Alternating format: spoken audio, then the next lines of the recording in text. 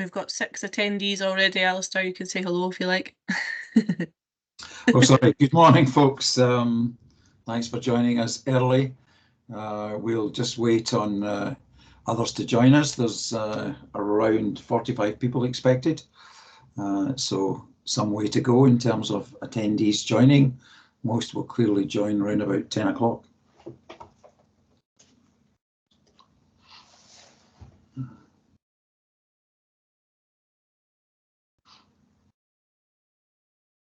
I was just going to say as well, we've got the cameras and mics turned off for the beginning of the meeting, but if anybody's got any questions or anything they want to say, you can pop it into the chat today, and we've got a Q&A open as well for any questions that we'll send to Alistair.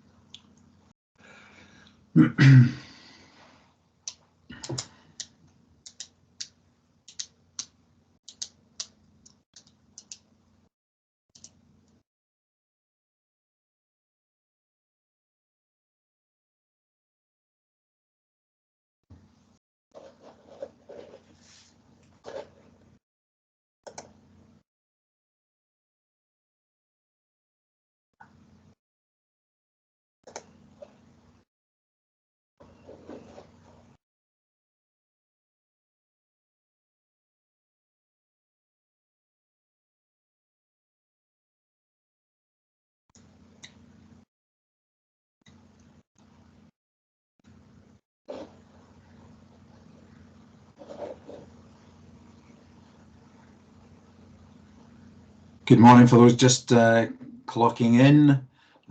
Thanks for joining us. We're waiting for some more people to join the meeting.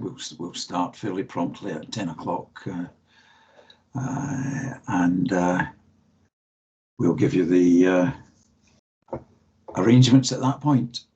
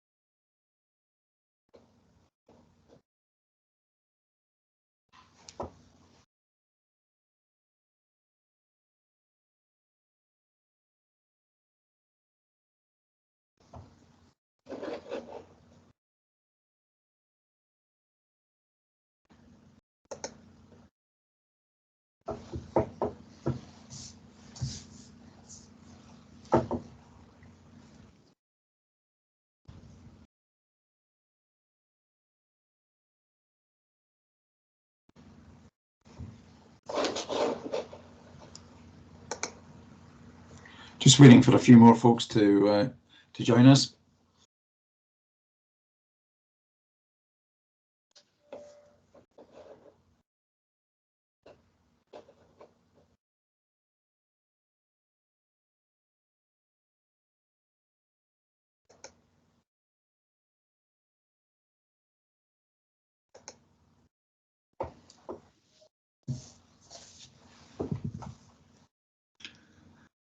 Well, a very warm welcome to you all. Thanks very much for joining us for our 8th annual general meeting.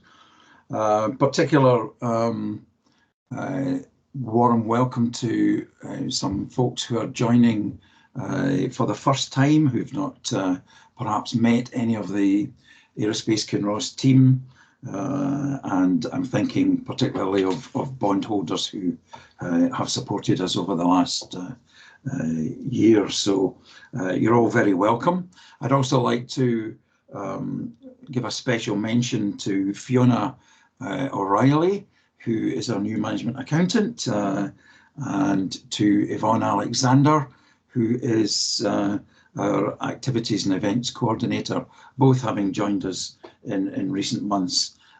So you're all very welcome.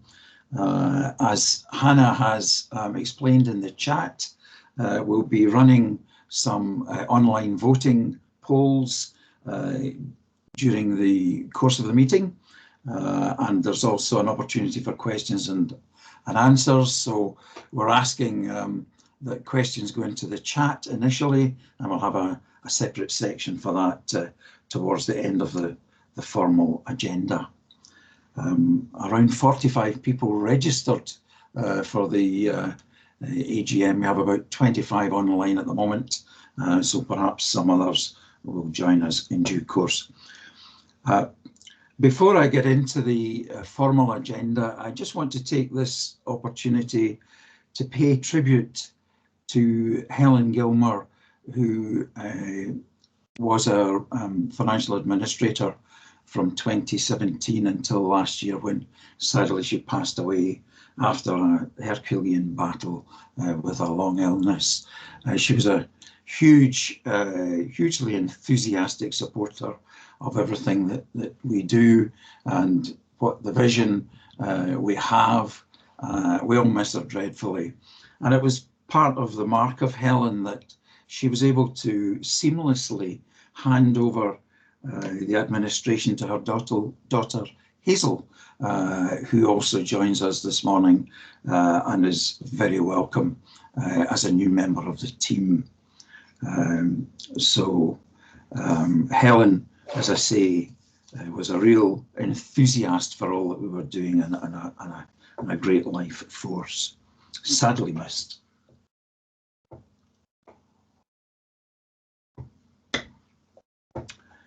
Okay, if we can move on then to the formal agenda, I'm going to share my screen and run through a presentation.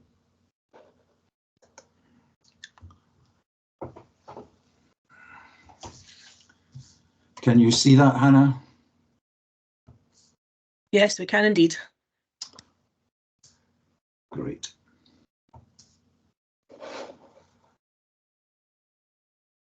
Okay, so we're a community benefit society, registered charity, and we're registered with Co-ops UK.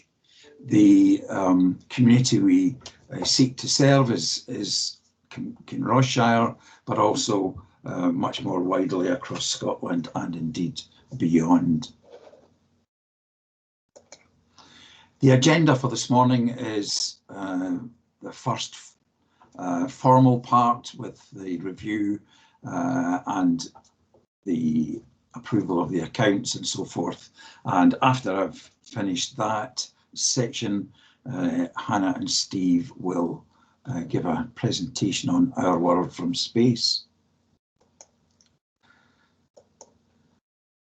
Hannah and Steve are the lifeblood, the beating heart of the organisation, and I would just like to pay tribute to them for all that they've achieved and delivered over the last 12 months, and especially for some folks who've perhaps not been so aware of what they've been up to. I'm just going to give you a quick run through of their activities, starting with Steve, who celebrates 10 years this year of running Cosmos Planetarium. It's very much a man in a van, and he covers the length and breadth of the country. He's been as far north as Unst, the northernmost Shetland Isle, and as far south as Sark in the Channel Islands, and it's open to go anywhere at any time, so covering lots of miles. This is what the planetarium looks like. Here it is set up in the Metro Centre at Newcastle, and you can see folks queuing to get in. It's 6.5 metre diameter, 3.5 metre to the apex, and I like to think it takes 25, but I think Steve can squeeze about 30 kids in there at a time.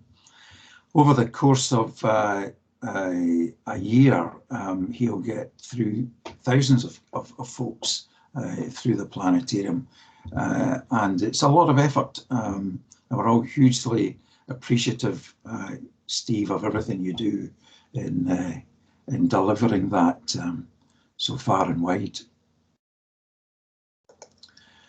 Since Hannah joined us, she's focused on some key projects, and this is the main one that she's delivered over the last year or two, our school's Air Race Challenge. Some kit was sent to primary and secondary schools across the country. Primary kids were given the quadcopter that you see on the right, and at secondary level it was the power-up module, which can be attached to any kind of paper or cardboard or balsa wing shape that pupils care to design.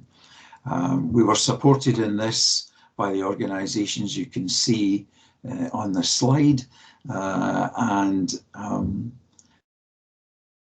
around 100 schools participated last year, and we reached 2,500 children with this. We had a winners' day at the end of the challenge. 3 schools attended Fife Airport, about 100 pupils in total, and we gave them an introduction to flight planning, navigation, meteorology, hangar tours, air traffic control, and then some of the lucky ones got to fly in our own aircraft. All participants were awarded Young STEM Leader Award, and that was hugely successful last year, and it's running again this year and into 2024. I'd also now like to shine the spotlight on this man, Robin Chisholm, who is one of our trustees, former fast-jet navigator with the Royal Air Force, who has been leading our second school Build a Plane project. And Robin has put in many, many hundreds of hours into the assembly of this. This was the kit that was delivered to Strathallan School just over a year ago, manufactured at a small factory in Slovakia. It came to us 49% assembled. Robin trailed the length of the country down to Kent to collect it and bring it back to the school.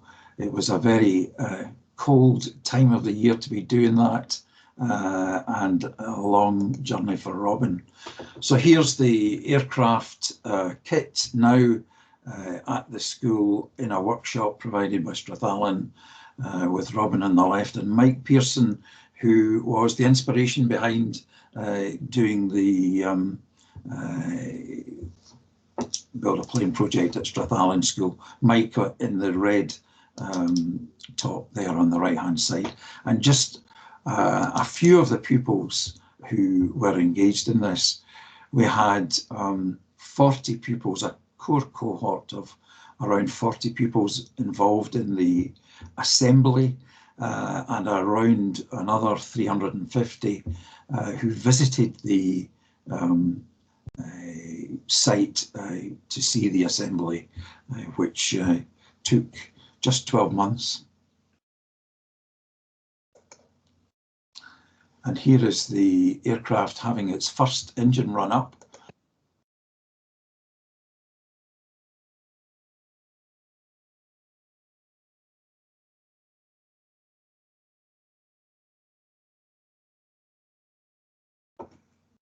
And the aircraft has now been transferred to Fife Airport, where it has had further engine ground run tests, and will now move to the test flying stage before it has its permit to fly.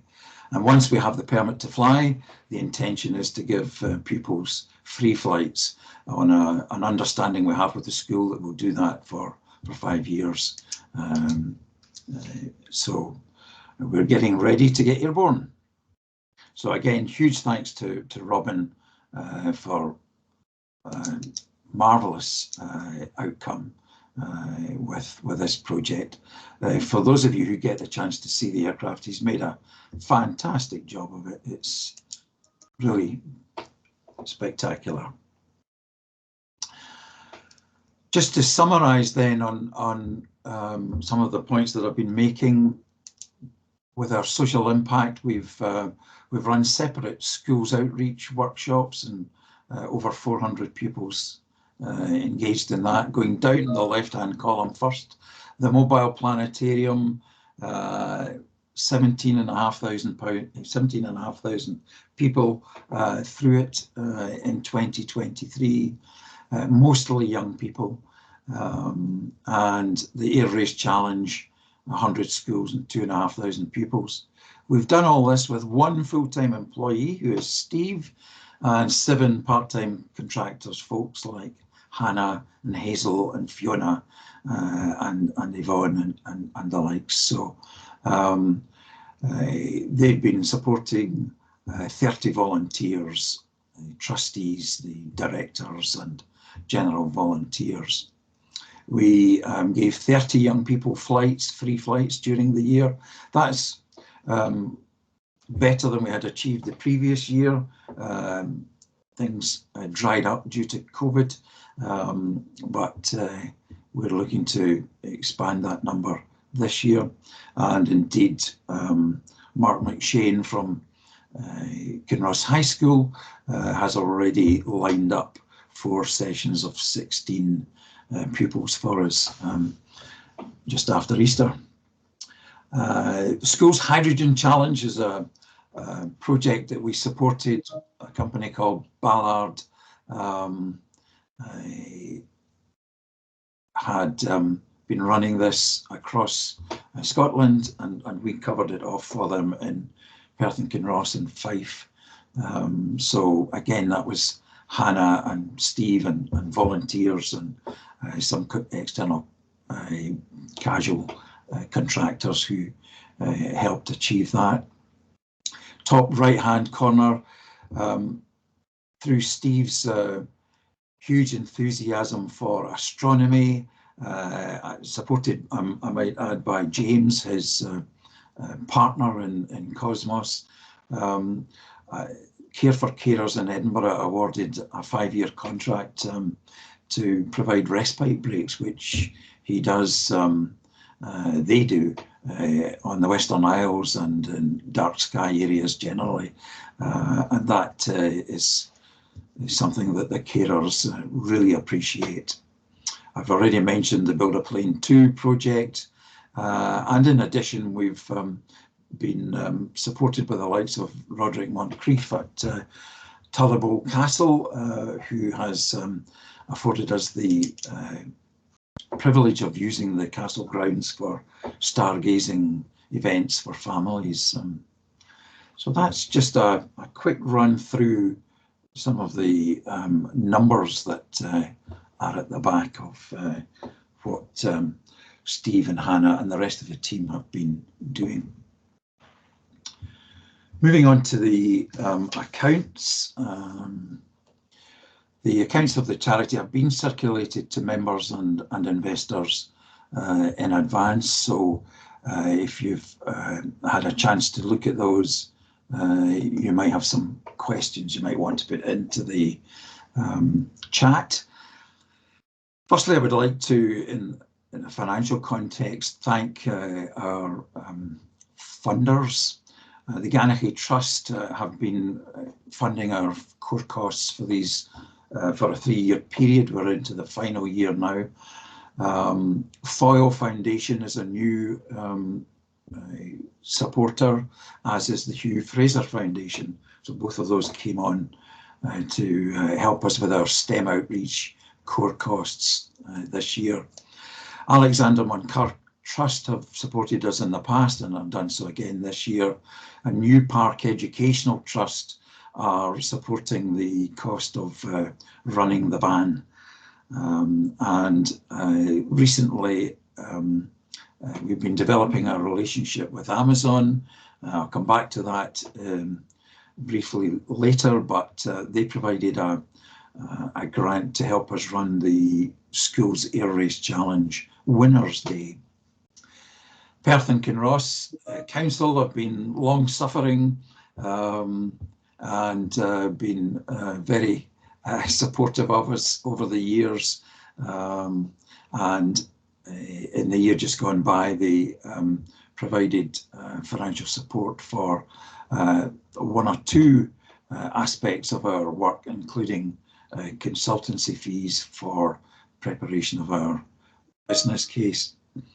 And finally, Strathallan School, whom I mentioned in the context of the Build a Plane project, also made a financial contribution to that, as well as providing workshop facilities.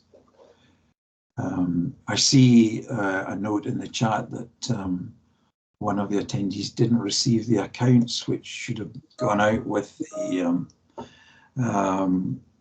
invitation, so apologies for that. Here is a summary of them, and we'll certainly make sure that we send the accounts out to anyone who wants to see the detail after the meeting.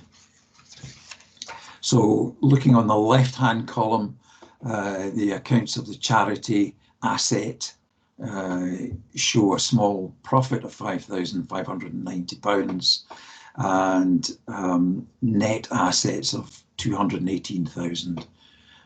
That net asset figure is largely comprised of the 2 aircraft that have been bought and the bond money that was raised and is sitting in the cash balance figure there.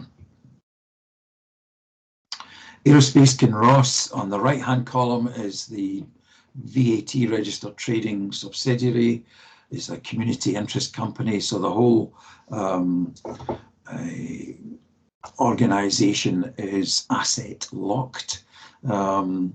As you can see, ASK ran at a small loss and is carrying negative net assets, and that's because the aircraft are owned by Asset, but they are loaned to ASK. So ASK operates the aircraft on behalf of Asset, and there's intercompany loans there, which result in that large creditor figure that you see in the ASK accounts. We don't produce consolidated accounts as such, but on the right-hand column you can see a combination of both sets of figures. So at this point I'd like to move to seeking adoption of the accounts and ask Hannah to create a poll for you to vote.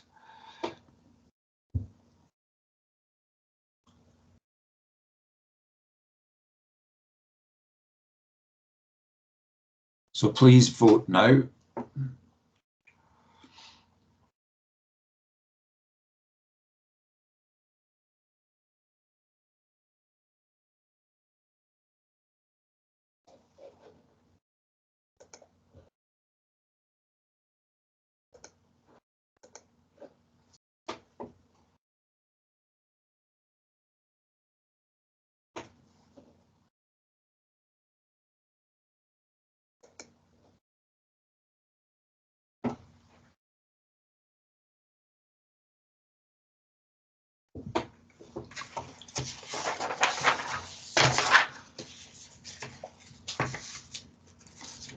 There'll be an opportunity later on to ask detailed questions. Well, if anyone has a detailed question on the accounts that's stopping them from voting, pop it into the chat and we'll answer it in real time.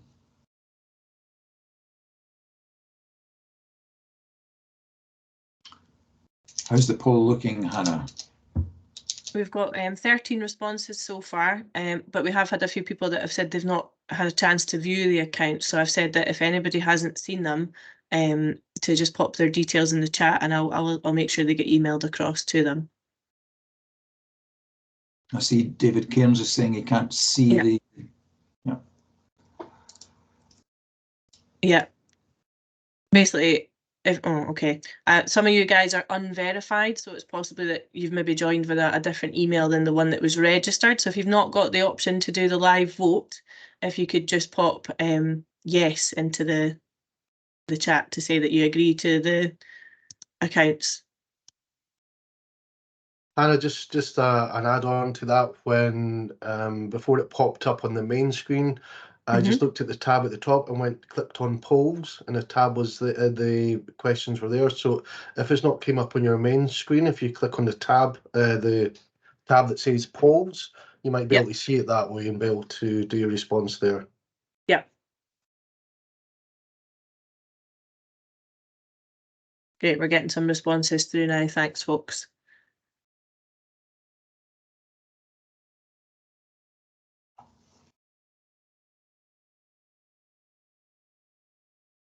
If you go into the chat as well, the poll is actually live in the chat. So if you don't have the official polls option at the top of the meeting in the chat, you should see that poll and you should be able to click on view.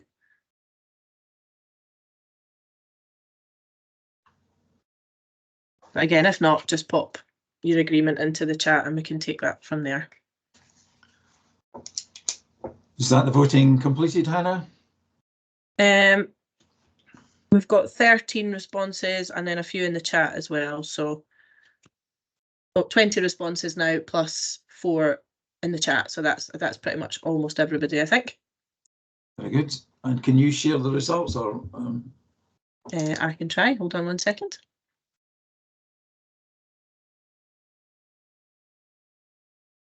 Presumably it's all in favour, is it? Don't. Yeah, no disagreement at the moment. Okay. All yes.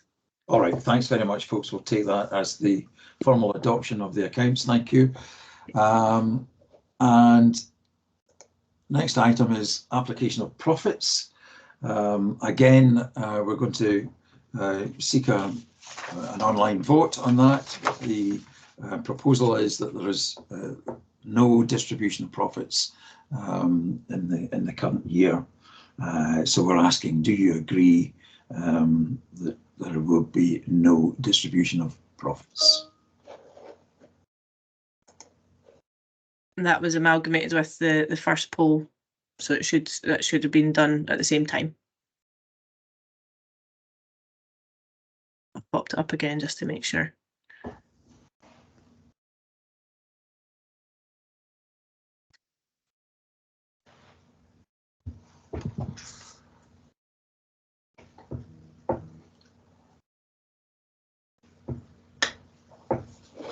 Okay, everyone happy with that? Yep. Moving swiftly on then, thank you again.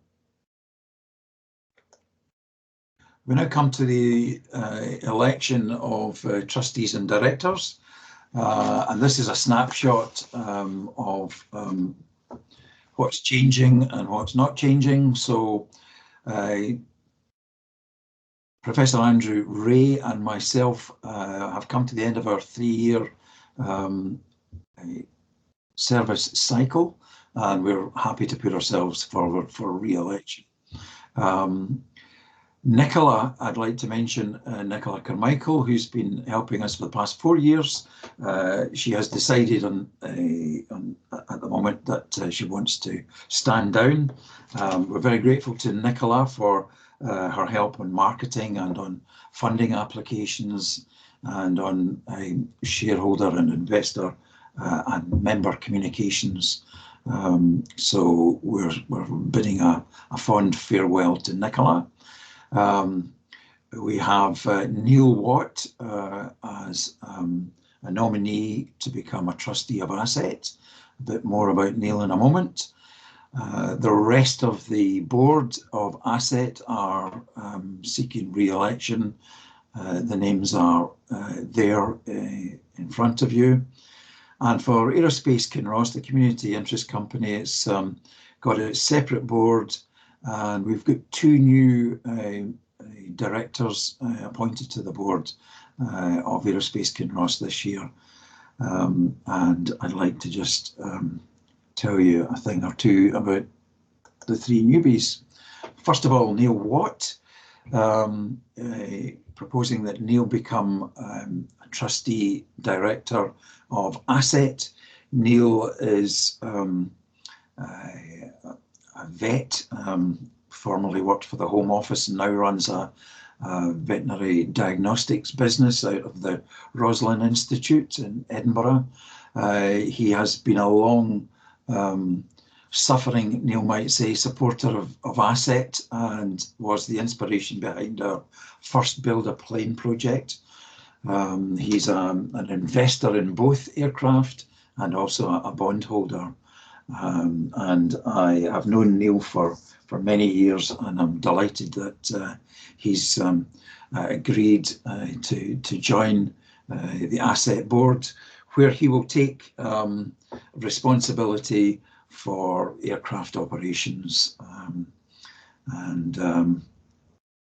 If we could run the poll, do you agree to the election of the re-election of the retiring directors? First of all, Hannah, please. Yep, so all 3 questions are in that poll. So re-election of the retiring Asset directors, re-election of the remaining directors, and then Neil Watt's addition to the trust as well. Thanks, Hannah. Again, if you pop into the chat, the poll should be live there for you to view, or pop it, or just say yes in the chat to all 3.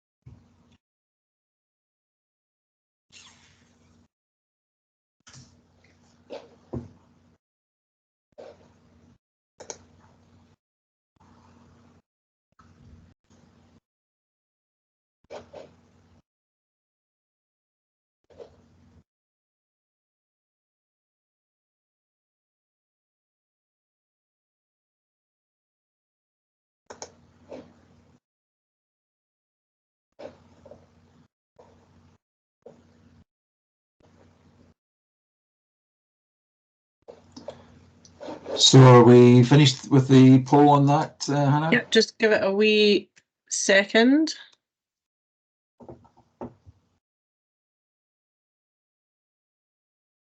Yeah, some are not able to see the poll. I think it's people that are unverified, so just those that have maybe signed in on a different email account from the one that they registered on, but it's not a problem if you just pop in to the chat your opinion and we can record that with the rest. We've got 19 responses to the official poll, and we've got a few in the chat as well. Very good. Okay, well, thank you. Thanks to everyone for supporting that. I know that Neil had been intending to join us, but I don't see him on the list.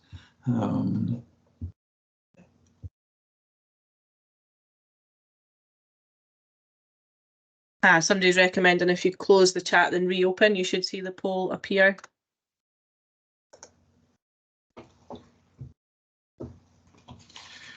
Neil is his diagnostic business is in testing cattle for TB, for tuberculosis.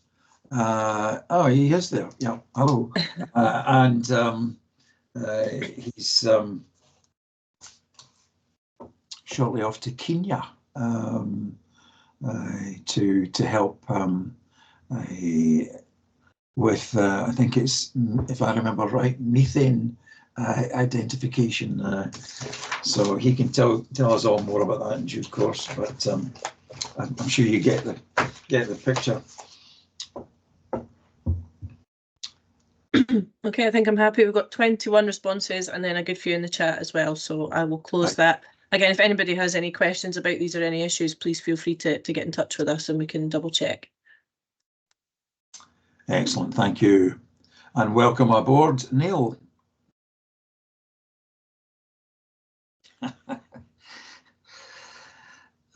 As you can see, he's also got a sense of humour.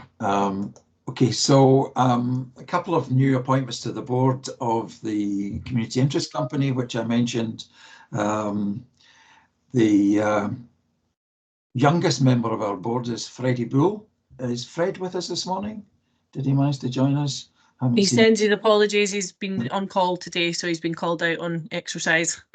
Okay, so he's a commercial pilot working on top secret surveys, and we're thrilled that he's joined the board. He's volunteered with us for a year or so, helped Hannah on the likes of the Hydrogen Challenge and the Schools Air Race Challenge. And he's a former Kinross High School pupil. He was involved in the first Build a Plane project, and was a solo glider pilot at the age of 14, a gliding instructor at the age of 16, one of the youngest in the country. And his remit is to help with the demographics of the board. We're a bit skewed towards the old curmudgeon level, and we need to lower the age profile. We also need to introduce some female directors into the mix. Having said that, we've got lots of females in the team, so we need to break the glass ceiling, I guess. Yeah, Fred's going to be helping with the youth outreach going forward. And secondly, I'd like to introduce Danny Stewart, again as a director of Aerospace Kinross. Danny is a chartered engineer, trained at Rolls-Royce or worked at Rolls-Royce for many years in Glasgow. He's a STEM ambassador, and he's currently senior operations manager at Amazon in Dunfermline.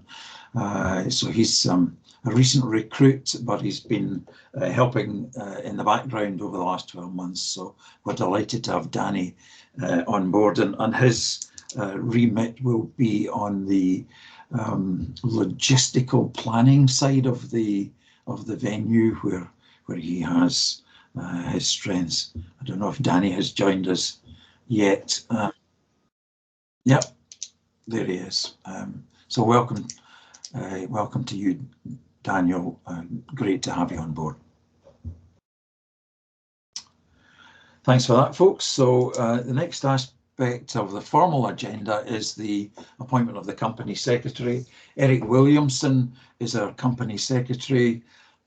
He has supported us for several years in that role. A local lawyer, his firm J&G Wilson, is engaged in property and personal law, and we have the backup of Brodie's Writers to the Signet in Edinburgh, should any difficult technical questions arise.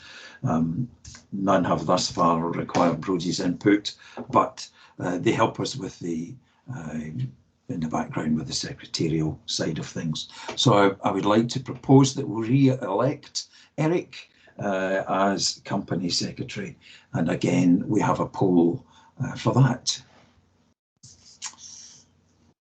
So this poll also includes the second question about the feasibility. Yeah. I can separate them if you like. Yes, please do. Yeah. Okay, 1 second.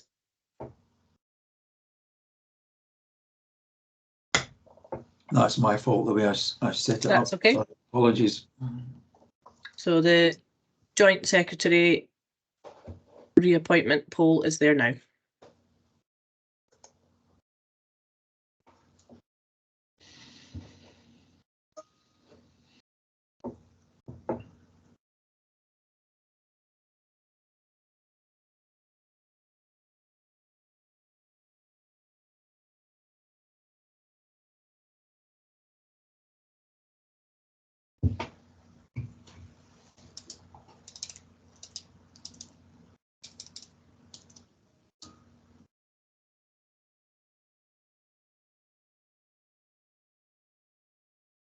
Thanks, folks. So we've got 22 responses in the poll, and we've got again some responses in the chat. Thanks, folks.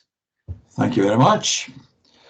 So moving on to the capital project. As folks know, our goal has been to purchase, renovate and repurpose and refit the former MOD satellite communications station at Balado Bridge and just outside Kinross. We've worked with architects and others to reimagine how that could be used. This is an architect's impression, an elevation, a rear elevation, in fact, of how it might be redeveloped. And we also had input from Glasgow Science Centre, so we gave those folks a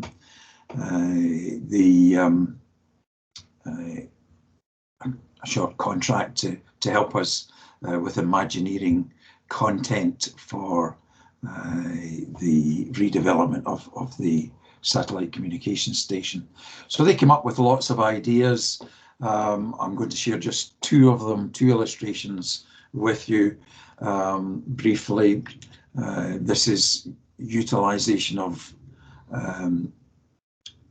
recycled aircraft fuselage and putting exhibits in inside those.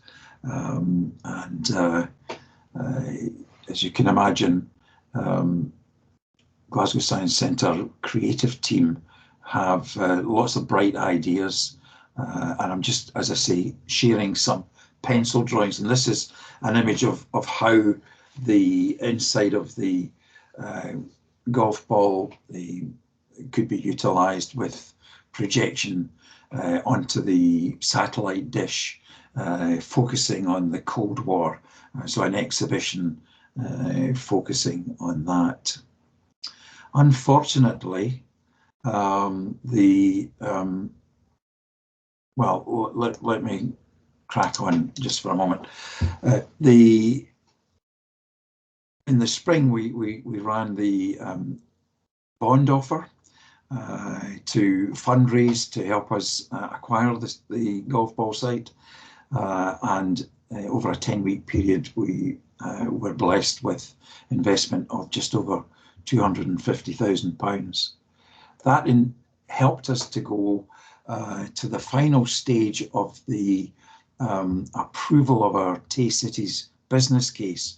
So the UK government had allocated 1.6 million of Tay Cities economic development funding to us, but there was obviously a long drawn out approvals process which required an iterative submission of answers to query, well, submission of the business case, then answers to questions and so forth, which took years. But finally, on the 23rd of June 2023, our business case was fully signed off by the UK government, the Scottish government, and the joint committee of the 4 local authorities who are behind the Tay Cities economic development deal. So, armed with all of that, we were progressing through the plan which envisaged finalising our funding during 2023 and starting the construction phase this year with a view to opening next year. And that was us seeking to raise 3.3 million for site acquisition, content, and various contingencies and fees. Unfortunately, we made an offer to acquire the golf ball site, armed with the confidence of the funding that had come through. We made an offer which was viewed as unacceptable by the seller. Now, I would point out that our offer was founded on an understanding of an independent valuation by the district valuer, and based on heads of terms which had been agreed with the seller previously.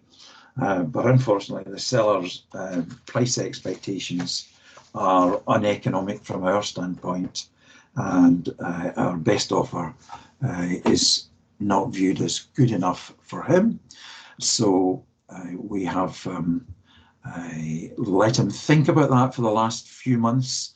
There's been radio silence, no movement on it, and we have to conclude that the acquisition of the golf ball is most unlikely to happen. There's a small residual possibility, but we have concluded that we need to move on and look to our fallback option. Now, our fallback option in an ideal world would be something like this, it would be a development that would cost many millions. So we're not able to, we believe, stretch to that beautiful concept. But what we are able to do is produce a more simple rectilinear building that will be big enough, in fact larger than the combined space in the golf ball site, that will enable us to launch, and we are working away in the background now, getting designs together, getting costings, and looking at what can we achieve.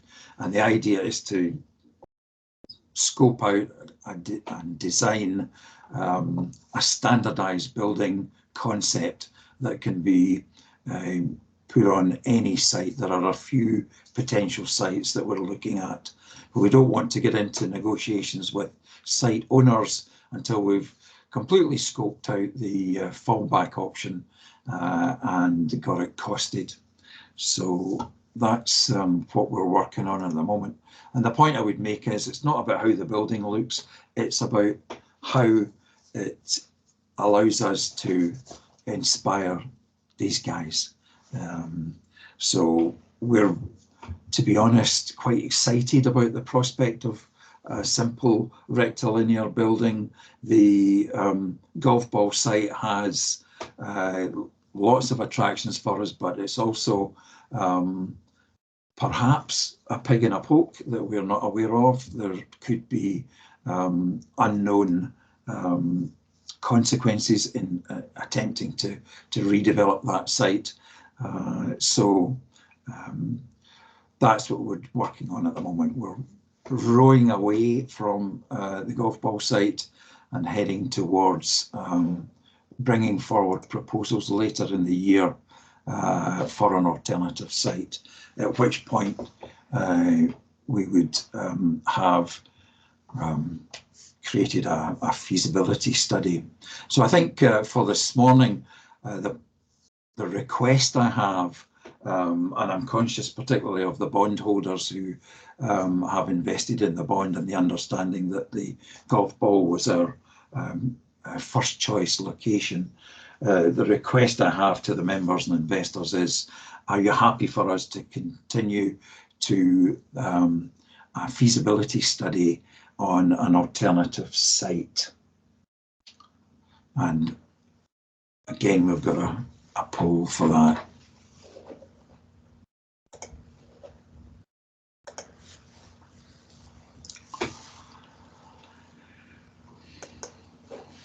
So at this stage, what does the feasibility study involve? Well, it's basically building up an architectural concept and then developing that to more detailed structural engineer assessment and quantity surveyor review of what we have in mind. And we would come back to members with a fresh proposal once the feasibility study has been completed. One of the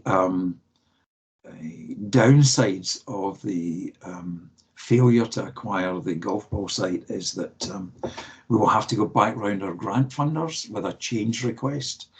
And that would include the bondholders, the Tay Cities folks and Ganachie Trust, who've also made an award to us for the acquisition or development of an aerospace discovery centre. All of them always were aware of the fact that this site may fall through, and in such circumstances we would start to develop proposals for an alternative.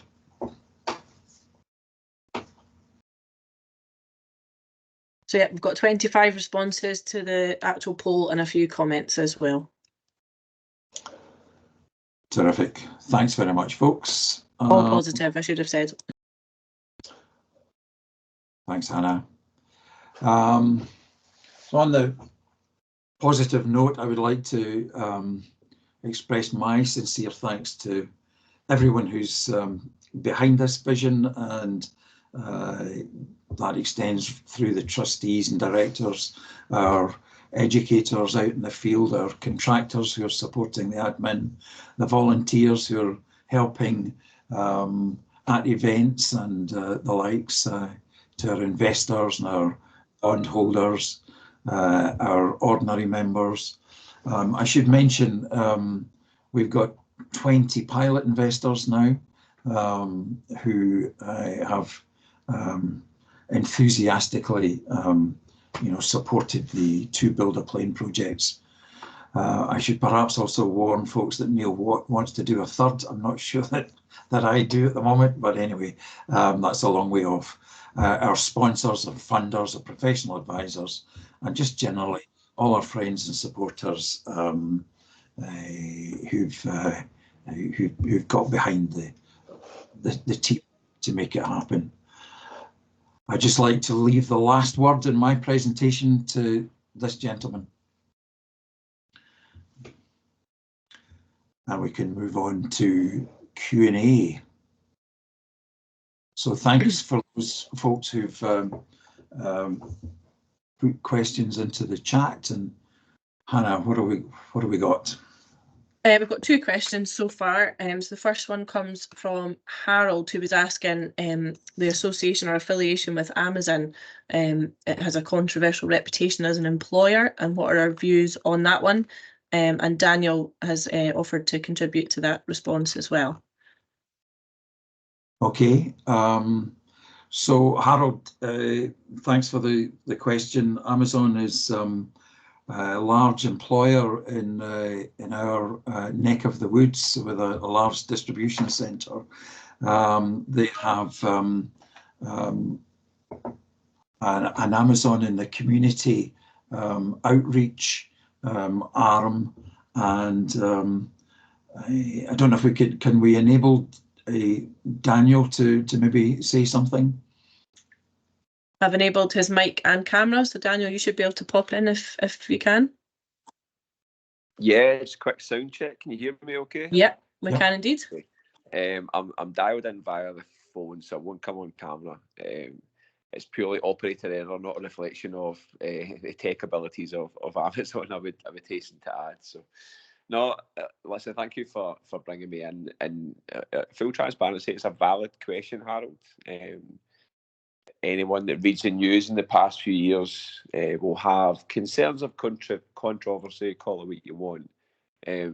However, I think there's probably two aspects I want to cover off. First and foremost, like my affiliation with Asset Aerospace Kinross is purely on a personal passion project, if you want to call it.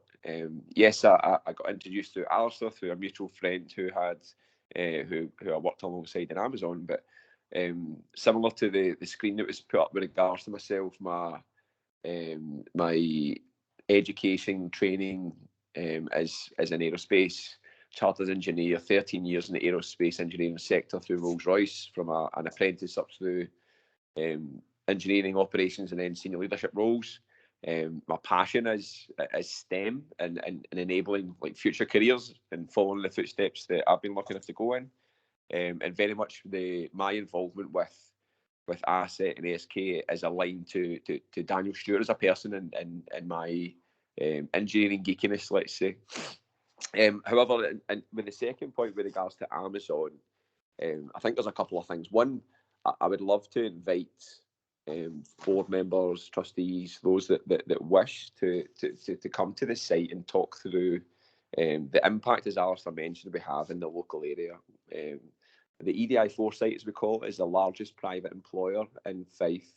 And with that great power comes great responsibility. And we do, in my opinion, a fantastic job in terms of serving our local communities and kind of leading the way in a number of aspects of charitable organisations, working with local schools and the local surrounding community areas. So yeah, I'd be more than happy to connect offline, do like a separate session, or essentially get boots on the ground and really talk you through and get some of my team to present just what we're doing from an impact perspective in the local community. And yeah, that's probably the main points I'd like to cover off without taking up too much time on this. But I'm happy to open it up if there's any follow-on questions or concerns from there. Thanks very much, Danny. And what was the second question, Hannah? Yep. So the next one was from David Sparling. He's asking, what is the status of the golf ball itself, and would it be feasible to purchase the ball to add to a new building? So the status of the golf ball itself is unknown.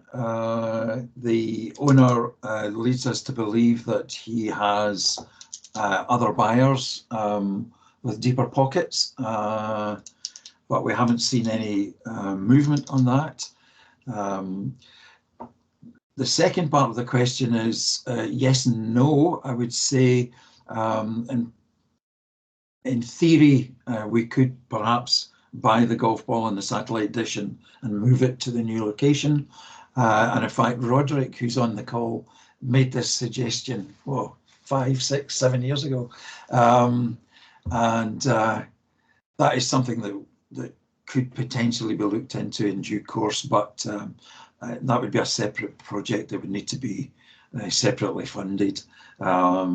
Interestingly, the district valuer ascribed nil value to the golf ball and the satellite dish on the basis that the cost of dismantling it and transporting it would be such that it wouldn't be economically sensible to be paying anything for it.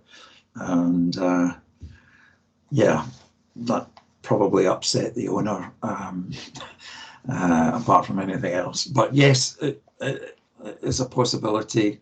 The thing weighs 65 tons it weighs, so it would be a bit of a challenge. But Steve will tell you that radio astronomy is possible from it, isn't it, Steve?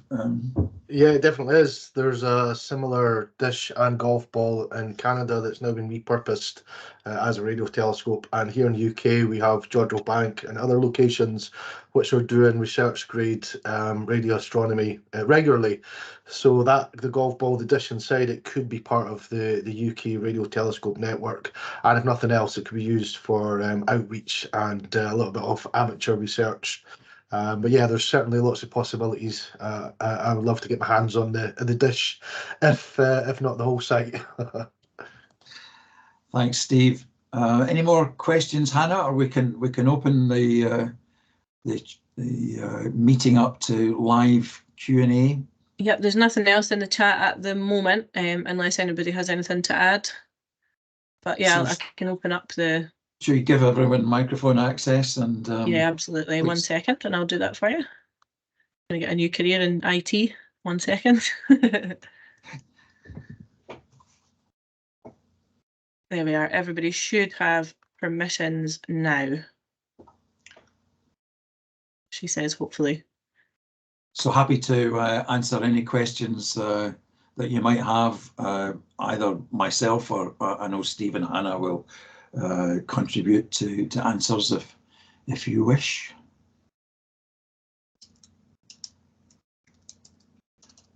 Oh no, it's not working. Hold on a wee second.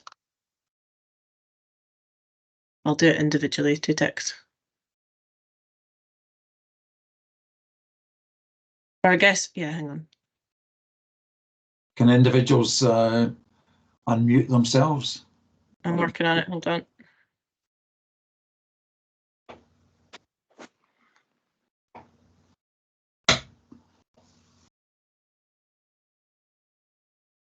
Yeah, 2 seconds, I am getting there. Apologies, I thought it would let me do for all at once, but I'm having to go through and individually allow everybody, so give me a wee moment. If there's anybody in particular that wants to raise a hand if they've got a question to ask, that'll allow Hannah to skip to you. Mm-hmm. David Cairns simply says he wants us to keep going and that we have support for our vision, which is lovely. Thank you.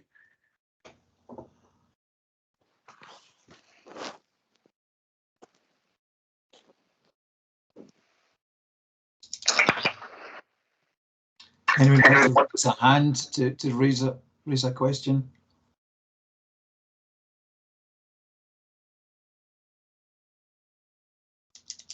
Harold says thanks to all director, staff, volunteers and others. We appreciate it. Thank you. Thank you, Harold.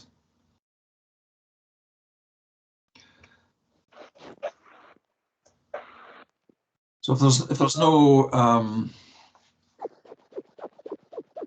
questions at the moment, what I would suggest we do is close the formal part of the meeting now and move on to the fun part, which is Hannah and Steve telling you what they're getting up to this year. So I'm happy to hand over to Hannah and Steve. Yep, give me 1 second and I'm just finishing off allowing some people in. I'm almost done.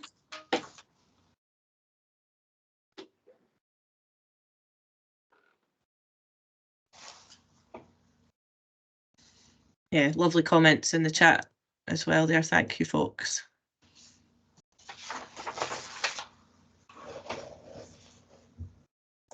Almost done. I've got 4 more to do. Yeah, this is our first foray into the webinar, so it's been interesting. Every day's a school day for us, isn't it? Exactly. Whether we're delivering or receiving.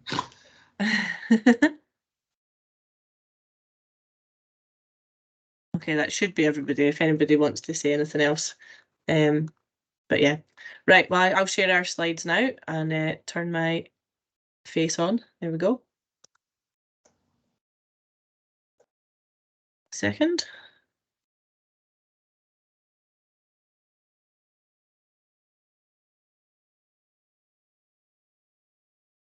Well, Alistair need to stop sharing his slide first before we can share ours.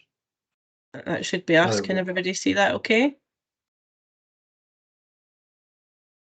Hopefully you can all see. I've lost all my chat and stuff now, but it's all good. I can see it, Anna. Good stuff. Good. Okay. Right, do you want to kick us off, Steve? Yeah, sure. Do you want to go on to the next slide? Yeah, there we go. Yep. So one of the projects that we've been working on over the last few months, but actually came about through an association with the Association for Science and Discovery Centres, They have a network of over 50 science and discovery centres around the UK, and as we are hoping to become the newest science discovery centre, we're able to become members of their network. And interestingly, they throughout the whole of the UK, there's over 25 million people that go through the discovery centres over a year. And one of their newest sort of forms of engagement, it's called Our World from Space. As we are now members, we're able to apply for some grant funding on that front. It's funded through the UK Space Agency and Natural Environment Research Council as well. So it's basically how we're using space technology, satellites in particular, to help understand the current climate crisis. I think, Hannah, you're going to go on a little bit more into the details of the project. Yep. But yeah, we started this last year. We've had some events down at National Space Centre and other places with other science providers around the UK, and we came up with a really interesting way to look at this using light pollution as a lens for how we could encourage kids to be empowered to make some changes themselves. Yep. So our workshops or our outreach sessions were structured as follows. So we offered schools 3 40-minute planetarium sessions showing the short film We Are Guardians. So this is all about how satellites help us to save the planet and monitor our Earth from space. And then 3 60-minute hands-on workshops to complement that, exploring the effects of light pollution. So obviously the issues of climate change can be quite overwhelming and quite difficult to digest, especially for younger children. So we thought, how could we tie it in with something that's a bit more relatable, more approachable for children to understand, and maybe make some small changes at home. So we focused in on the concept of light pollution and how we could do some activities to think about reducing this. And we had up to 33, a full class, 33 pupils in each session, and they went to the planetarium and then had the workshop to complement that afterwards.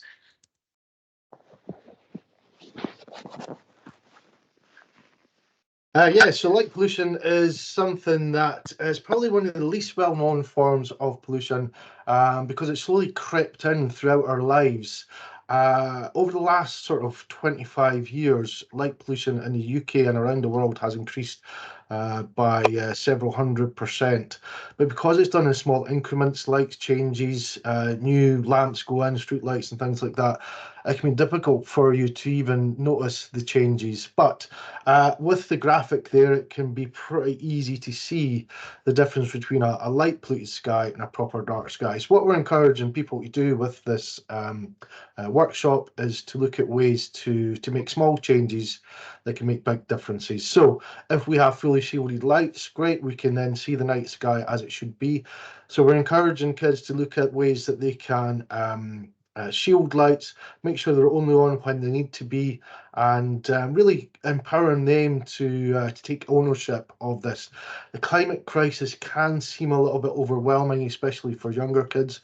But when you explain to them, it can be as simple as switching off a light, which will save energy, save money, and help save the planet. You can see they really understand that. And in fact, I think, Hannah, there was one little pupil in one of the classes who, as soon as we were discussing that, went up straight away and switched the light off. So they got that straight away, which is fantastic. But yeah, unfortunately, millions of children around the world do not have the opportunity to see the Milky Way, the band of light that the galaxy that we live in, from their homes. So we've got a little short video now that's actually the trailer for the planetarium session that we show. So we'll play that for you just now. Hopefully you'll be able to hear it okay.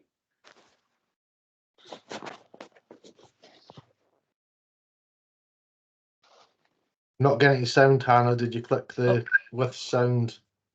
Well, let me just check. Slides? 1 second.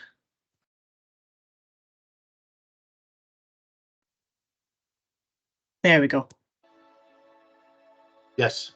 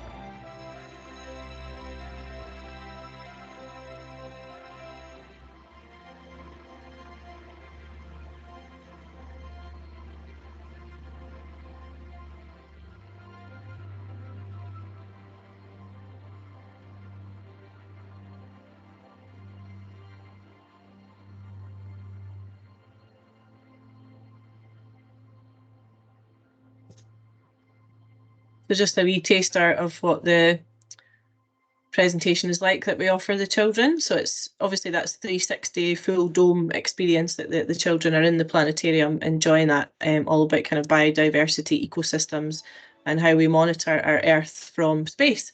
And I've got some pictures of the kids in action in some of the workshop activities.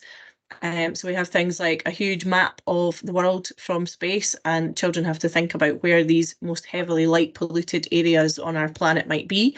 So they have to use little globes to find where some of those major towns and cities and areas where the worst affected light polluted areas are. And then on the other side of the map, we've got an actual satellite image from NASA's Black Marble satellite, and it shows the pupils exactly where those really bright areas are. So there's a lot of nice ties with geography, looking at populations and where they settle, and the children get really quite engaged with figuring out what areas what, and what's this really bright place, and what's this really amazing city over here.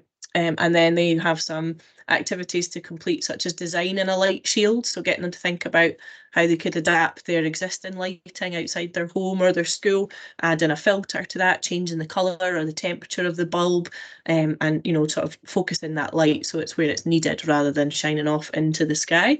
So you can see here some of the children have thought about changing the colour to that warmer orange. Some have put a sensor on the bottom right there to show that it's a motion sensor attached, so that it'll turn off when needed. And we've got a little activity there as well where they have to turn off as many lights as they can with these reaction timers as well. So they've been really well received, and the kids have been really engaged across all the schools that we visited. Yes, this is a view of Europe at night, and you can see there why in Scotland we are really lucky. We're on the edge of Europe, so most of Europe is completely light polluted, but if you have a look at Scotland there, outside the central belt, the Forth and Clyde valleys, you can see we still have lots of pristine dark skies.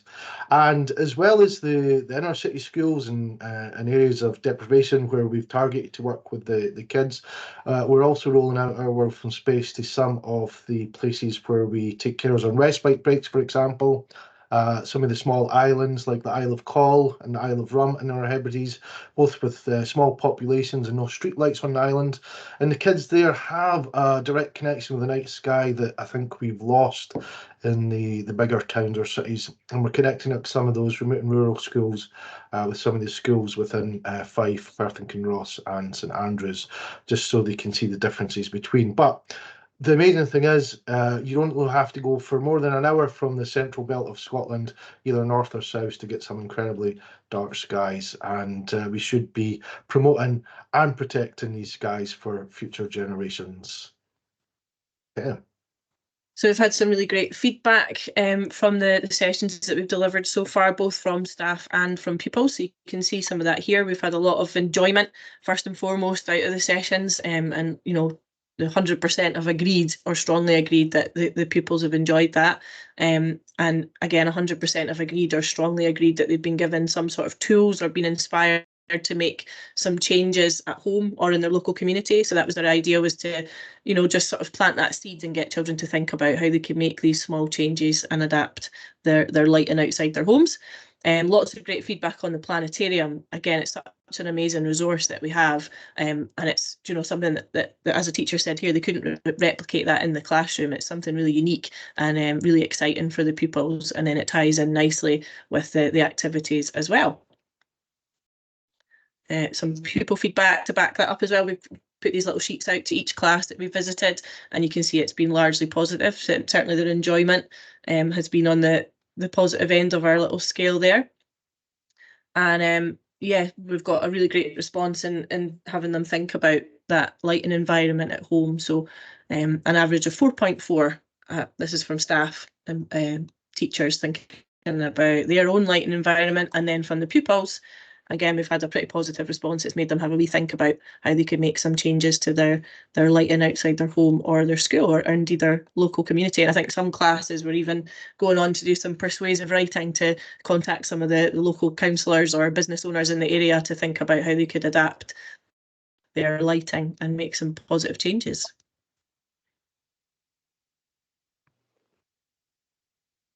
Yeah, so current sessions, we have just recently finished working in schools within Kinrossshire through the Community Investment Fund. It's a Perth and Kinross Council fund. They funded us to go to 7 schools, Hannah, I think it was, within Perth and It Kinross. was, Sorry, 7 in Kinrossshire. total. And secondary school as well in Kinross itself. We are 3/4 away through our FIPE engagement, and that was the core funding through the ASDC, funded through the UK Space Agency and the Environment Agency as well. And we have recently got some further funding to work with schools in St Andrews. So the good news is from that core funding, we've been able to match fund it 2 or 3 times now, and hopefully we can get this out maybe Scotland wide or maybe even further than that as well. That's the hope, shall we say. We'll see how we go. Okay, that's us. Thank you very much. Thanks very much, Steve and Hannah. I hope folks enjoyed that. That really completes the meeting this morning, but we're happy to leave microphones open and have a chat with anyone who wants to linger a while. Just one final thought on the stuff we've been doing with the kids, for the light pollution. The remit sort of is basically is every action helps, so we can all make a difference, and everybody here in this meeting can make a difference, and it can be as simple as switching off a light. So just remember that next time you're out or you're up late, switch off those extra lights you don't need.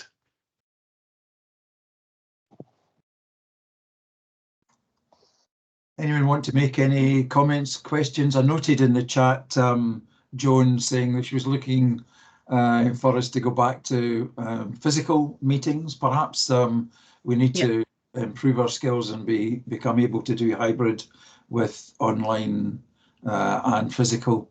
Yeah, that'd be good. So we can still reach those that are a bit further afield. Yes. I think that'd be a nice way to do it. Yeah. We can live stream and have in person.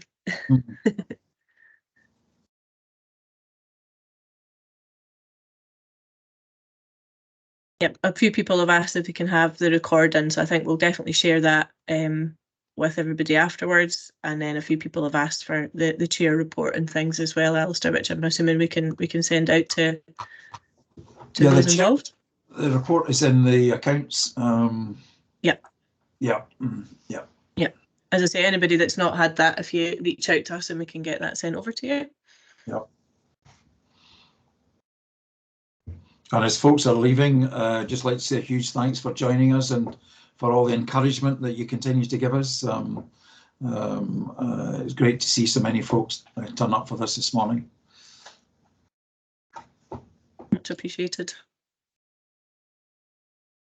Thank you.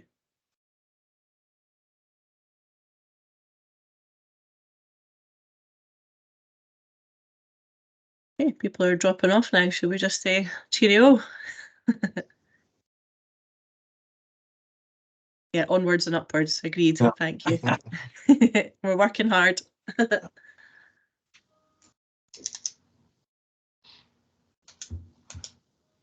Love and Neil suggesting to bring the aircraft call to the little airfield there. Well, it's our 10th anniversary on call this year as well, so maybe something to think about for our October, November visit. It's not the best time to be flying a light aircraft to call. True. That's true. But I'm sure Next Neil spring. will try.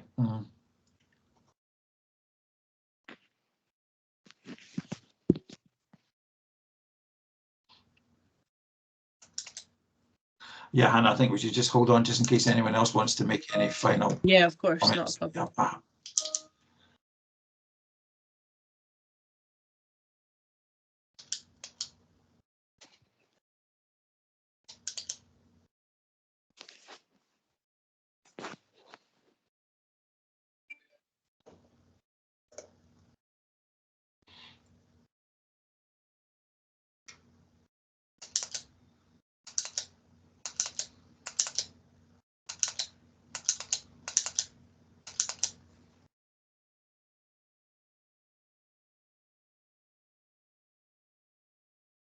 Andrew, I see you're still there. Look forward to hearing from you about our discussions.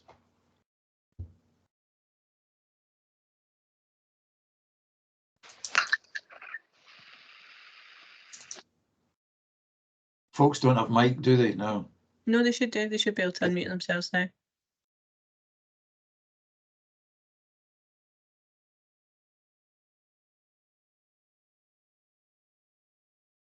Thanks, Simon.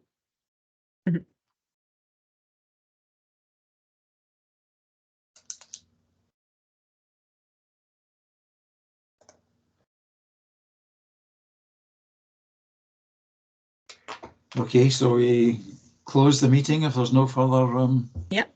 points or questions. I'll end it, and hopefully it might keep us Yeah. on the call, but it'll end the meeting for everyone else. Thank you, everybody. Thanks, everybody. Thanks, folks.